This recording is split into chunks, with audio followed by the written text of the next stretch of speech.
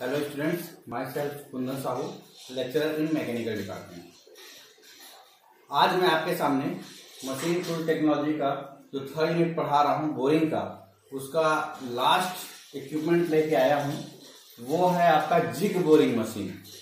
Boring machine के दो type पड़े थे, वर्टिकल बोरिंग, हॉरिजॉन्टल बोरिंग था, है ना। उसके बाद आपका क्या बोलना चाहिए, जिग बोरिंग मशीन था। तो ये जिग बोरिंग मशीन वही हम डिटेल में समझने वाले हैं कि होता क्या है, what is jig boring machine. तो वर्टिकल बोरिंग मशीन में वर्टिकल अरेंजमेंट था टूल का, हॉरिजॉन्टल बोरिंग मशीन में हॉरिजॉन्टल अरेंजमेंट था। तो ये जिग बोरिंग में होता क्या है वो आपको देखना है, कुछ नहीं है। जिग बोरिंग मशीन एक होल्ड करने का प्रिसीजन टेक्निक है, जिसके द्वारा आप मिलिंग कर सकते हो, बोरिंग कर सकते हो, ड्रिलिंग कर सकते हो with very accuracy and various equipments fit in this jig boring machine for accuracy purpose, for precision technique। Means इसमें बहुत सारे इक्विपमेंट्स फिट रहते हैं प्रिसीजन टेक्निक के लिए, एक्यूरेसी के लिए। और आप 0.025 mm तक 0.025 mm तक आपकी एक्यूरेसी रहेगी। मीन्स आप एकदम शुद्धता पूर्वक इस पे काम कर सकते हो। 0.025 mm तक छोटा छोटा होल बना सकते हो, आप एनलार्ज कर सकते हो, रिएमिंग कर सकते हो।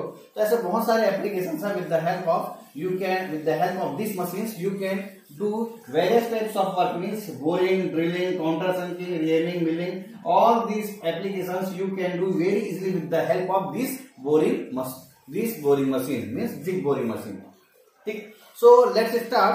What types of parts are shown in this figure।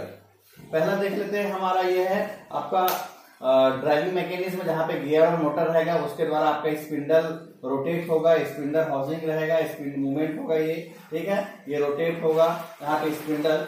और ये जो दिख रहा है आपका, ये स्केल रहता है, इसकी स्केल बना रहता है। इसी स्केल में बहुत सारे इक्विपमेंट फिट रहते हैं। वो इक्विपमेंट हो सकता है आपका वर्नियर कैलिपर्स हो सकता है, लेड स्क्रू हो सकता है, ठीक है, आपका इलेक्ट्रिकल मैकेनिकल गेज हो सकता है उस पर फिट, और ऑप्टिकल मेजरिंग मेथड के द्वारा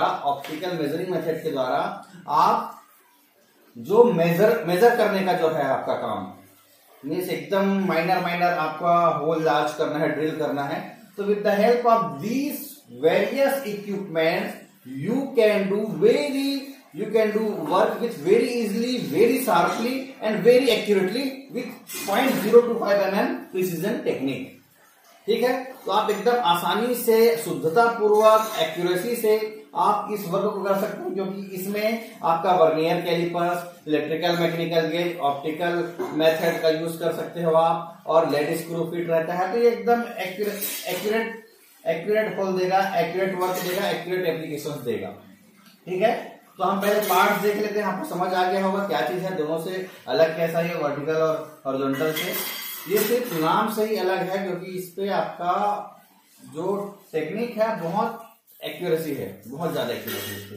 तो ये ड्राइविंग मैकेनिज्म हो गया, स्पिंडल सपोर्ट हो गया, स्पिंडल हाउसिंग फिट हो गया, ये स्पिंडल रोटेट करेगा, ये स्केल हो गया, क्योंकि इसी पे ये जो बताया हूँ टेक्निक वो सब वर्क करेगा। सैडल का भी आप मूवमेंट कर सकते हो, ठीक है, और बेड तो आपका सपोर्ट करने के लिए रहेगा। ठीक है, अब इस पे ध्यान दीजिएगा कि इस पे single point cutting tool use होता है। इस पे single point cutting tool use होता है, और सिंगल पॉइंट कटिंग टूल, ये कटिंग टूल है आपका, और सिंगल पॉइंट कटिंग टूल के रूप में आप डायमंड, सीमेंटेड कार्बाइड वगैरह यूज कर सकते हो। इसकी स्ट्रेंथ बहुत ज्यादा होती है, मीन्स ये हाई स्ट्रेंथ होल्ड करने के लिए, ड्रिल करने के लिए, एनलार्ज करने के लिए, रिएमिंग करने के लिए इसका उपयोग किया जाता है। ठीक है, ये वर्टिकल मिलिंग मशीन की तरह होता है, और इसे प्लेनर टाइप मिलिंग मशीन भी कहा जाता है। ठीक है, अब ये हो गया आपका प्रिसीजन टेक्निक, जिसमें हम लेड स्क्रू मेथड यूज करते हैं, मैकेनिकल इलेक्ट्रिकल गेज मेथड या ऑप्टिकल मेजरिंग मेथड यूज करते हैं, मैं आपको बता चुका हूं। ठीक है, boring, drilling, counter sinking, milling extra, इसके एप्लीकेशंस है। और वेरियस प्रिसीजन इक्विपमेंट्स फिट रहते हैं। प्रिसीजन इक्विपमेंट फिट रहते हैं मतलब आपका vernier calliper, electrical mechanical gauge, optical measuring instruments fit रहते हैं, क्योंकि with the help of these equipments you can hold, drill, bore very easily with the help of these accurate equipments। ठीक, और precision और एक्यूरेसी हो जाती है 0.0025 mm इसकी एक्यूरेसी प्रिसीजन टेक्निक रहती है। तो ये हुआ आपका जिग बोरिंग मशीन। ये आपके एग्जाम में हर बार आता है 10 मार्क्स में। तो आप इसके पूरे कंस्ट्रक्शंस में आपको नोट्स में प्रोवाइड करा चुका हूं, आपको समझा भी दिया हूं, ठीक है। तो आप एक बार इस डायग्राम को अच्छे से देख लीजिए, ठीक है।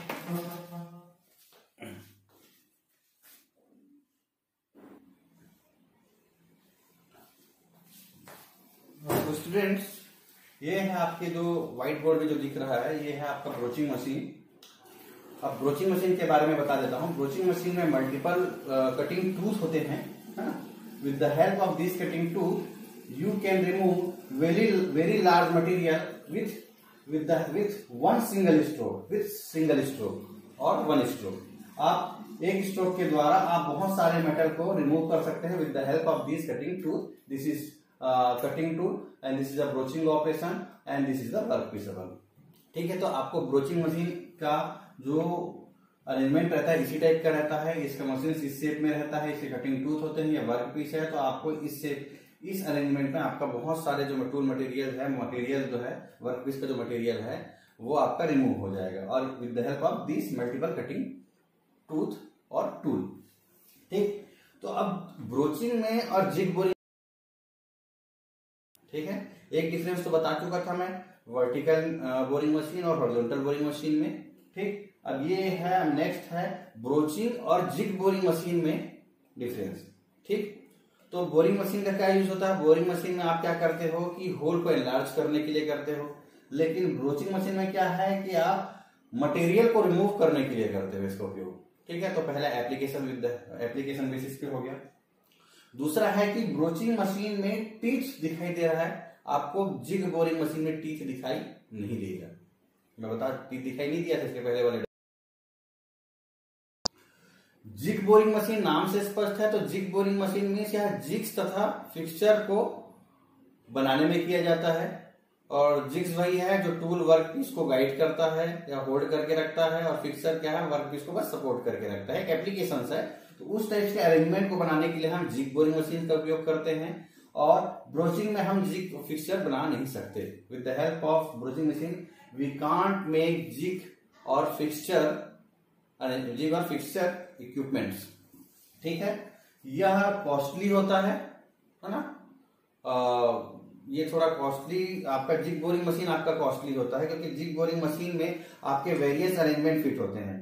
ठीक है, सॉरी, जिग बोरिंग मशीन आपका सस्ता होता है, ये कॉस्टली होता है ना। और आपका है इसकी एक्यूरेसी कम रहेगी, क्योंकि जिग बोरिंग मशीन में आपके बहुत सारे इक्विपमेंट्स फिट है ना। तो इसीलिए आपकी जिग बोरिंग मशीन आपकी एक्यूरेसी अच्छी देगी। जिग बोरिंग मशीन है, इसकी एक्यूरेसी कम रहेगी। हाँ, मैं थोड़ा सा गलत बता दिया हूं। जो जिग बोरिंग मशीन है वो थोड़ा कॉस्टली ज्यादा रहेगा, क्योंकि उसमें वेरियस इक्विपमेंट्स फिट हैं, है ना। ब्रोचिंग में बहुत सारे इक्विपमेंट्स फिट हैं, बहुत सारे प्रिसीजन टेक्निक्स फिट रहते हैं, एक्यूरेसी इक्विपमेंट्स फिट रहते हैं, इसलिए जिग बोरिंग मशीन थोड़ा कॉस्टली होता है। ठीक है, और ये जो प्रोसेस है ये फास्ट होता है और वो टाइम लेता है। ठीक है, तो ये आपका बोला जाए तो आपका ये डिफरेंस था, और इसको आप नोट्स से देख लीजिएगा, है ना, मोर देन सफिशिएंट है। तो आपको मैं diagram, with the help of diagram you can easily understand this difference in broaching machine and jig boring machine. ठीक है, और आपको मैं वर्टिकल बोरिंग मशीन और जिग बोरिंग मशीन में भी डिफरेंस बता दिया हूं। ठीक, तो दोनों में डिफरेंस हो गया है ये। तो आज के लिए बस इतना ही, है ना। और ये यूनिट यहाँ पे कंप्लीट हो गया, तीसरा यूनिट। अब हम स्टार्ट करेंगे और चौथा यूनिट स्टार्ट करेंगे। ठीक है, तो आज के लिए बस इतना ही। Okay, thank you.